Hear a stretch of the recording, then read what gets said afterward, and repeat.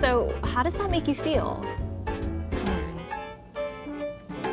Psychology was recently ranked the third most popular college major for undergraduates. But did you know that the majority of psych majors don't actually end up working in psych at all?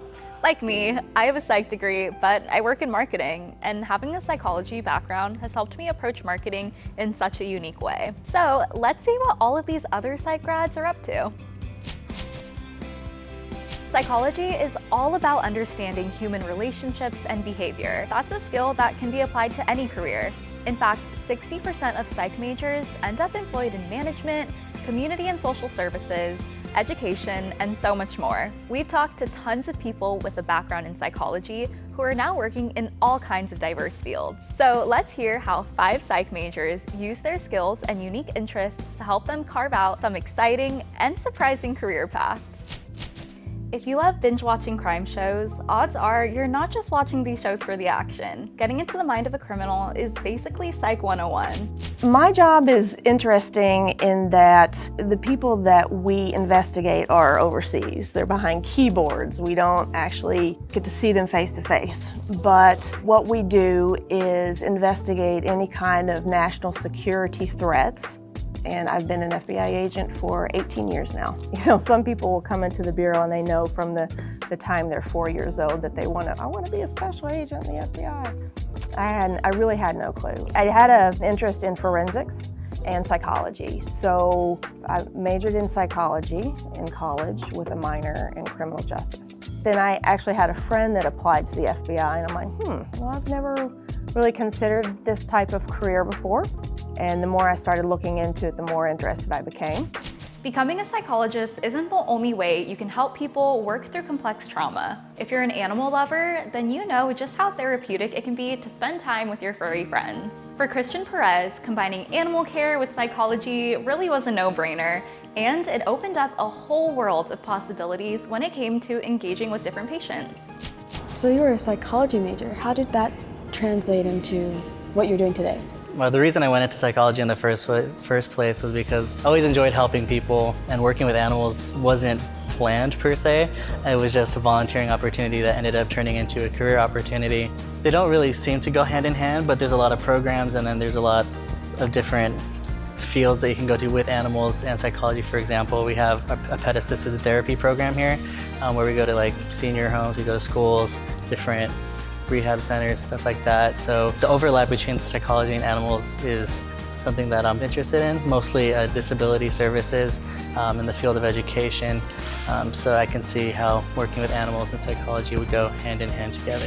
Psychology can teach us a whole lot about other people, but it can also teach us so much about ourselves. For Harvard professor and author Todd Rose, studying psychology taught him to question why standard schooling just didn't work for him. He ended up co-founding a think tank called Populous, which uses data and research to promote individuality over standardization. Right now I wear a lot of different hats. So first, I'm a professor at Harvard. I used to teach neuroscience, now I teach personalization. And then I co-founded with Professor Rouhani this think tank called Populous. I think like most of us, like even your professional stuff will end up being somewhat influenced by your personal experiences. I read about this scholar named Kurt Fisher who was doing this groundbreaking work that was so interesting to me. And when I looked and tried to find him, he was at Harvard. I ended up getting in, went through the doctoral program there, and I ended up becoming the director of the program that Kurt Fisher started called the Mind, Brain, and Education Program. And so I was the director up until this year. Helping people one-on-one can be incredibly rewarding, but what if there's a larger cause that you want to champion to help usher in even bigger change? Nonprofit program manager Marielle Brannigan used her background in psychology and criminal justice to fuel her advocacy work. And she's helping others to learn the same skills she gained from these disciplines.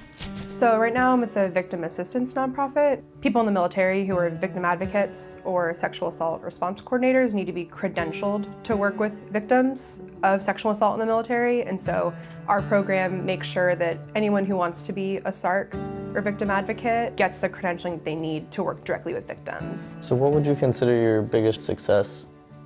I guess just getting in the field that I'm in. I feel like I've learned so much about like the world or community, and what's wrong with a lot of it, but what we can do to help. And so it's about like finding my place in the world. You might know Natalie Portman from Black Swan, Star Wars, or most recently May December. But did you know she actually graduated with a psych degree? Psychology students turned film artists actually aren't all that unique. After all, both psych and film are all about studying the human condition. For documentary filmmaker Celine Cousteau, her background in psychology is always front of mind. All that's changed is her medium. I pretty much knew I wanted to do psychology because for me it was more about studying human behavior, why humans do what they do, what's the origin of it. Not just looking back at childhood trauma, but actually understanding how we evolve in our thought process and how that manifests itself in our behavior. And it's only in retrospect, looking at those different paths in my life, looking at those different decisions, that they now make sense.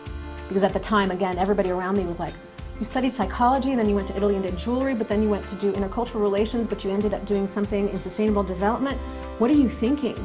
And to me now, it makes complete sense because yes, it kind of does these branches, but it was all from the same trunk. It was all from the same tree. And I just needed to go and grab this little piece and this little piece and this little piece to now be able to understand what those parts are and make sense of them. What you choose to major in doesn't define the rest of your life. So whether you continue to pursue psychology or branch out into an entirely different field, there are so many paths you can take to put your psychology degree to good use. If you're not a psych major, but you're also wondering where your degree can take you, leave us a comment below. We'll give you some ideas in a future video. And as always, make sure to like and subscribe to see more possibilities for your future.